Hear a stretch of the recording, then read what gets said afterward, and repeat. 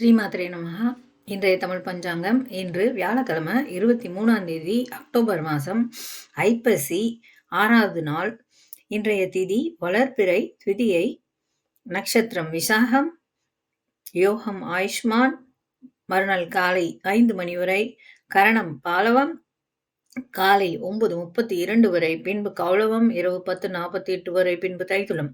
இன்றைய சந்திராஷ்டமம் ரேவதி நட்சத்திரம் இரவு 10:05 வரை, பின்பு அஸ்வினி நட்சத்திரத்துக்கு. இன்றைய வாரசூலை தெற்கு, பரிகாரம் தைலம்.